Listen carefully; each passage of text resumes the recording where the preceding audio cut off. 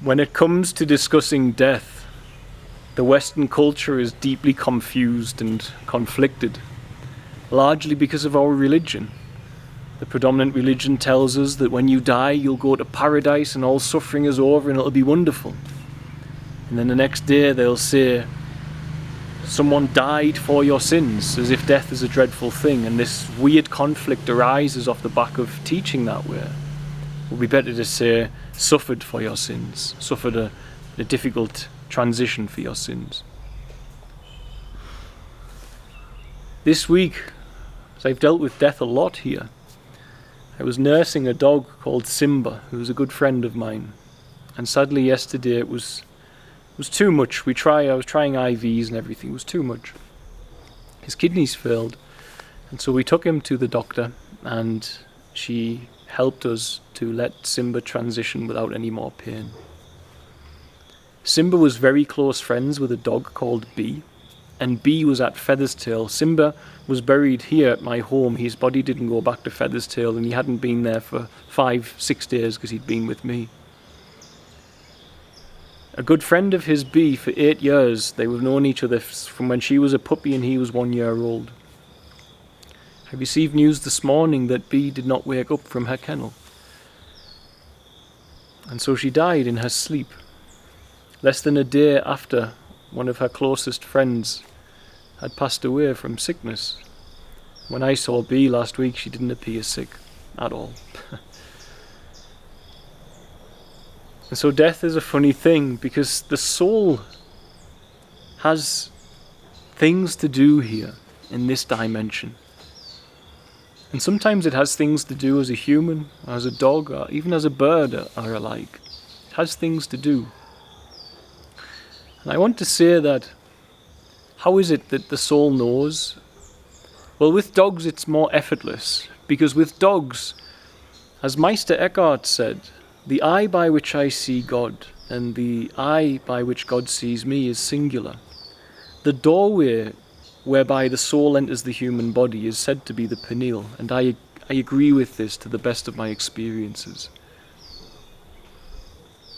A dog has no self-image. It's very humble, therefore. And therefore, returning to the voice of God, because the awareness is not rattling around on self-image, etc., it's quite a lot more simple, because the awareness goes back to the soul, which goes back to the point whereby the divine enters into the body, the pineal. And here we have the realm of the divine, and here we have the divine coming through into physical matter. The infinity loop. And as it passes through, if there's no mind busy, then it's heard. And sometimes it's heard so profoundly that it can even be the cue to pass on, because your loved one is calling you from the other side.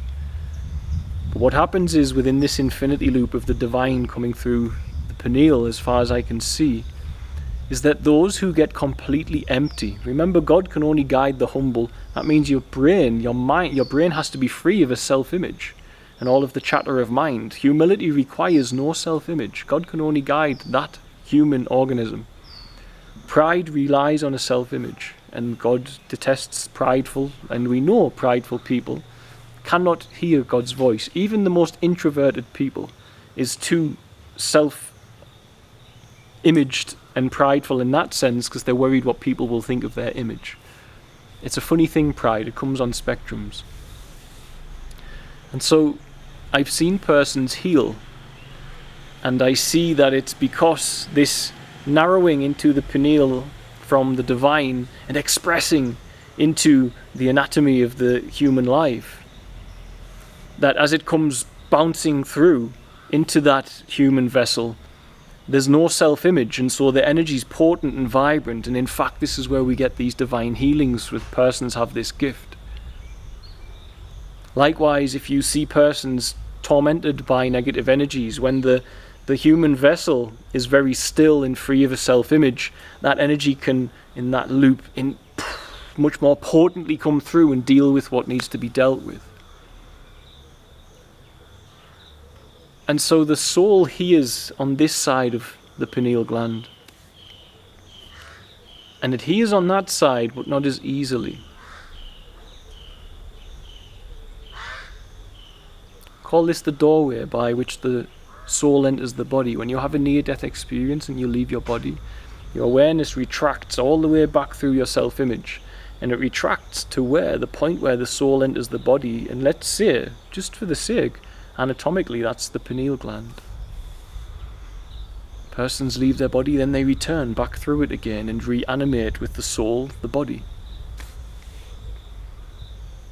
And so, my beautiful souls together, these beautiful dogs, they left together because she knew that he'd gone, and so she went with him. It's beautiful. Love is beautiful. Life can be beautiful. But it just reinforces what I say. If we can say the point whereby which the soul enters the body, and therefore that's the point where God's most potent ability to give us vision, persons who pray and get a vision from God, it comes through there. And so becoming still, taking no thought, and being humble, having no self-image, it's all in the same sphere. For when the brain is silenced, the mind is silenced within the brain, then there's a free flow of the channel of the divine to come through, and the soul can speak, and the voice of God can guide us and can speak and move us. And I say this is why Jacob said, I've seen God face to face, and I call that place pineal. That's why it's sacred around the world, this beautiful element of the temple of God, that too many preachers have traumatized people because they don't understand. They don't understand or ask when they get an image, vision from God, where's it from? And so how do you get back to hear the soul? You shut down the interference of the self-image in the mind, and the awareness falls back to the point of the soul awareness, and the soul enters you through the pineal, so the awareness falls back to the pineal gland and can look back through to the divine and recognize the divine there. And most can't, because the flesh is pulling them away. But it doesn't have to be that way. Stillness, humility. This is how you return your awareness back through the pineal and look back to the divine, and back through the pineal and into the flesh, into the carnal, to govern the actions in a more compassionate and loving manner. And sometimes those actions and that voice of God is so loud, it can even shut down the body, so as the soul can be released from the body and leave with the ones that it loves, it would seem. So rest in peace, Simba.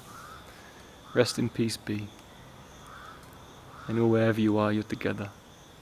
This brings me great joy, great beauty to my heart. God bless, guys. Bye.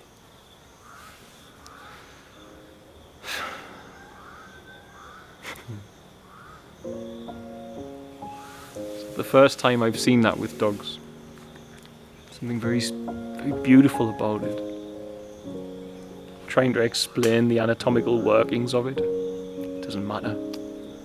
What matters is that their love was so powerful that they had to leave their bodies together.